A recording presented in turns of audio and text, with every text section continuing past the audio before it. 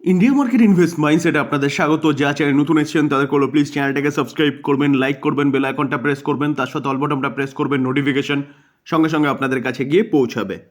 আজকের দিনের সবচেয়ে বড় নিউজ কি নিউজ, যে কিছুদিন আগে সেবি একটা রুলস চালু করেছিল যেখানে 250 টাকা থেকে এসআইপি করা যাবে মিউচুয়াল ফান্ডে, যেখানে ছোট ছোট ইনভেস্টারদের বলতে পারেন একটা ভালো অপরচুনিটি ইনভেস্টমেন্টের জন্য, যে 250 টাকা থেকে আপনি এসআইপি করতে পারবেন। তো স্যার আপনি বলতে পারেন যে স্যার বিভিন্ন মিউচুয়াল ফান্ডে তো 100 টাকাও রয়েছে। দেখুন, বিভিন্ন মিউচুয়াল ফান্ড তার নিজেরা করেছে, কিন্তু অনেক মিউচুয়াল ফান্ড আছে যেখানে 500 টাকা বা 1000 টাকা থেকে এসআইপি শুরু হয়, যেখানে আপনি চাইলেও কিন্তু 250 টাকা করতে পারবেন না। এখন সেবি ম্যান্ডেটরি করেছে, তো সেই অনুযায়ী প্রত্যেকটা মিউচুয়াল ফান্ড হাউসকে কিন্তু এটা মানতে হবে। তো এই জায়গায় দাঁড়িয়ে দেখলে দেখা যাবে কোটাক মিউচুয়াল ফান্ড লঞ্চ করেছে 250 টাকার ছোট্টি এসআইপি।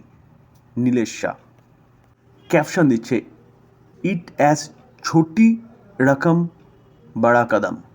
এটা কিন্তু একটা ভালো নিউজ বলতে পারেন, যেখানে এখন ছোট ছোট অ্যামাউন্টের মাধ্যমেও কিন্তু আপনারা শেয়ার মার্কেটের সাথে যুক্ত হতে পারবেন অনলি ফর 250 টাকা দিয়ে।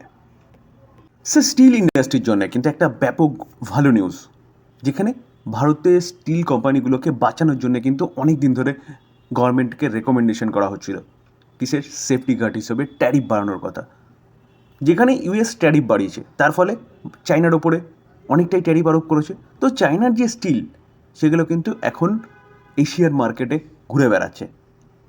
তো যদি ভারত সরকার যদি ট্যারিফ না বাড়ায় সেফগার্ড হিসেবে, তাহলে কিন্তু ভারতের স্টিল ইন্ডাস্ট্রি শেষ হয়ে যাবে।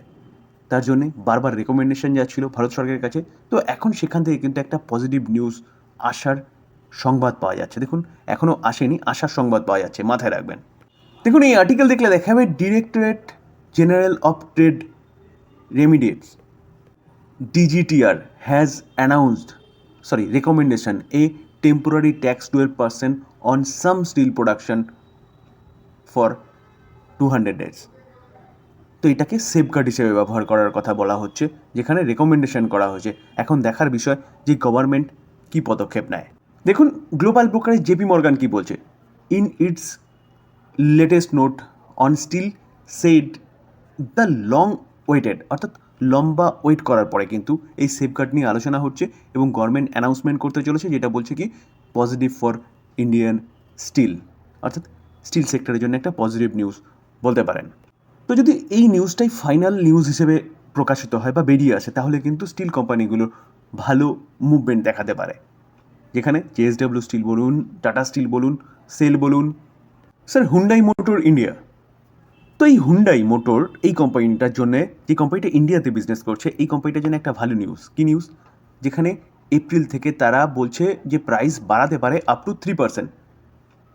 তো প্রতিকটা কোম্পানি, অটো সেক্টরের প্রতিকটা কোম্পানি বাড়াচ্ছে, তো হুন্ডাই মোটরও সেদিকে কিন্তু এগোচ্ছে। তো তারা আপ টু 3% পর্যন্ত করতে পারে, যেটা কার্যকরী হবে কবে থেকে, 1 এপ্রিল থেকে।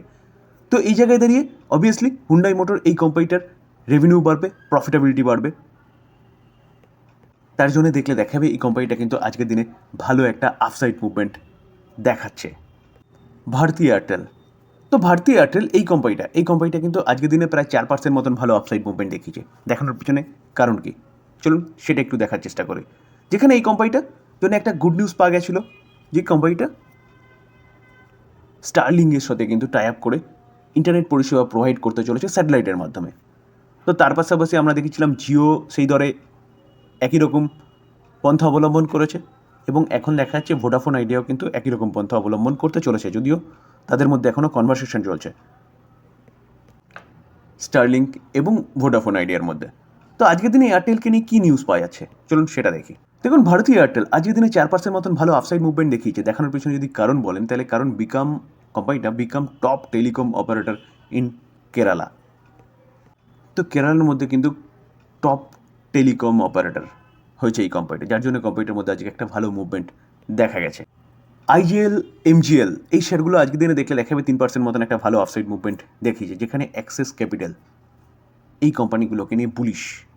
তো access capital C4 positive trigger for city gas companies, এবং এই কারণে কিন্তু তারা স্ট্রং আপসাইডের কথা বলছে। কোন কোন কোম্পানি, আইজিএল এবং এমজিএলকে নিয়ে। তো অ্যাক্সিস ক্যাপিটাল আইজিএলকে নিয়ে বাই রেটিং দিচ্ছে এবং টার্গেট দিচ্ছে কত 224, এবং এমজিএলকে নিয়ে দেখলেও দেখা যাবে যে অ্যাক্সিস ক্যাপিটাল বাই রেটিং দিচ্ছে এবং টার্গেট দিচ্ছে 1580। তো কারেন্ট মার্কেট প্রাইসে কিন্তু অনেকটা আফসাইড মুভমেন্টের কথা বলছে। হিন্দুস্তান কপার তো একটা পিএসইউ কোম্পানি, যে কোম্পানিটা দেখলে দেখাবে আজকের দিনে 6% মতন একটা ভালো আফসাইড মুভমেন্ট দেখিয়েছে। দেখানোর পিছনে কারণ কি? কারণ হচ্ছে ডোনাল্ড ট্রাম্পের ট্যারিফ ফেয়ার। যেখানে ট্যারিফ ফেয়ারের জন্য দেখা যায় কি কোম্পানিগুলো পরে, কিন্তু এই কোম্পানিটা আজকে ভালো আফসাইড মুভমেন্ট দেখানোর পিছনে কারণ হচ্ছে ট্যারিফ বাড়ানোর ফলে এই কপারের দাম বেড়েছে। তো কপারের প্রাইস বাড়ার ফলে অবভিয়াসলি এই কোম্পানিটার বিজনেস বাড়বে, তার জন্যই কিন্তু এই কোম্পানিটা আজকে রেকর্ড হাই মেরেছে। দেখুন কপারের প্রাইস কী হয়েছে, ক্রস হয়েছে $10,000। কপারের দাম বেড়েছে, তার জন্য কিন্তু যেই কোম্পানিটা কপার নিয়ে বিজনেস করে সেই কোম্পানিটার আজকে ভালো একটা মুভমেন্ট দেখা গেছে। মানাপুরম ফাইন্যান্স তো মানাপুরম ফাইন্যান্স একটা এনবিএফসি কোম্পানি। এই কোম্পানিটারও কিন্তু মেইন বিজনেস হচ্ছে গোল্ড লোনকে নিয়ে, এবং তার পাশাপাশি এই কোম্পানিটার আদার্স বিজনেস রয়েছে, যেখানে মর্গেজ লোন বলুন, পার্সোনাল লোন বলুন, এগুলো কোম্পানিটা প্রোভাইড করে। তো এই কোম্পানিটাকে দেখলে দেখা যাবে আজকের দিনে ভালো মুভমেন্ট দেখিয়েছে, কারণ কোম্পানিটাকে নিয়ে কিন্তু ভালো নিউজ পাওয়া যাচ্ছে। গোল্ড লোনের দাম বাড়ছে, তো স্বাভাবিকভাবে গোল্ড লোন নিয়ে বিজনেস করা এই কোম্পানিটা কিন্তু ভালো মুভমেন্ট দেখিয়েছে লাস্ট 6 মাস কি 1 বছরে। তার পাশাপাশি অনেক কন্ট্রোভার্সিতেও কিন্তু এই কোম্পানিটা জড়িয়েছে, যার জন্য ডাউনেও এসেছিল। তো আজকের দিনে ভালো মুভমেন্ট দেখানোর পিছনে দুটো কারণ আছে। যদি ফার্স্ট কারণ দেখি তাহলে দেখলে দেখা যাবে যে Manappuram finance board meet today consider fund raising, তার পাশাপাশি স্টক আউট এফএনও ব্যান্ড, অর্থাৎ এই কোম্পানিটা ফান্ড রাইজ করতে চলেছে বিজনেসটাকে বাড়ানোর জন্য, এবং তার পাশাপাশি এই কোম্পানিটা এফএনও ব্যানের মধ্যে ছিল। তো এফএনও ব্যান্ড থেকেও কিন্তু কোম্পানিটা বেরিয়েছে। তো দুটো ভালো নিউজ এই কোম্পানিটাকে নিয়ে পাওয়া যাচ্ছে, যার জন্য কোম্পানিটার মধ্যে আজকে ভালো একটা মুভমেন্ট দেখা গেছে। তার পাশে মানাপুরম ফাইন্যান্সকে নিয়ে আরও একটা নিউজ পাওয়া যাচ্ছে, যেখানে বেন ক্যাপিটাল এবং মানাপুরম ফাইন্যান্সের মধ্যে ডিল হতে চলেছে। দেখুন হতে চলেছে, announce soon, likely to be. তো এখনও হয়নি, এটা সামনে হতে চলেছে। বলছে আফটার 1 মান্থ নেগোসিয়েশন হওয়ার পরে কিন্তু এই ডিলটা হতে চলেছে, যেখানে এই দুটো কোম্পানি একসাথে কাজ করবে। এই দুটো কোম্পানির মেন বিজনেস হচ্ছে গোল্ড ফাইন্যান্স করা, অর্থাৎ গোল্ড লোন প্রোভাইড করা। যেখানে তো বেন ক্যাপিটাল এই কোম্পানিটা টু অ্যাকোয়ার অ্যাপ্রক্সিমেটলি 22% স্টেক কার মানাপুরম ফাইন্যান্স। এটা বলছে কে? যে এমডি এবং সিও ভিপি নন্দকুমার। তো এমডি এবং সিও বা ফাউন্ডার বলতে পারেন ভিপি নন্দকুমার জানিয়েছে, যেখানে and come up to an open offer increase stake 42%। তো এই কারণে দেখলে দেখা যাবে মানাপুরম ফাইন্যান্সের মধ্যে কিন্তু একটা ভালো মুভমেন্ট দেখা গেছে। স্যার ডিসক্লেমার দিয়ে রাখি, কোনো বাই রেকমেন্ডেশন নয়। কোম্পানি ভালো নিউজ পাওয়া যাচ্ছে, আলোচনা করলাম, টোটালটাই লার্নিং পারপাস। বাই করবেন, নিজে ফার্দার অ্যানালাইসিস করবেন, তারপরে বাই করবেন, বা আপনার ফাইন্যান্সিয়াল অ্যাডভাইজারের সাথে কথা বলে নিয়ে তারপর বাই করবেন।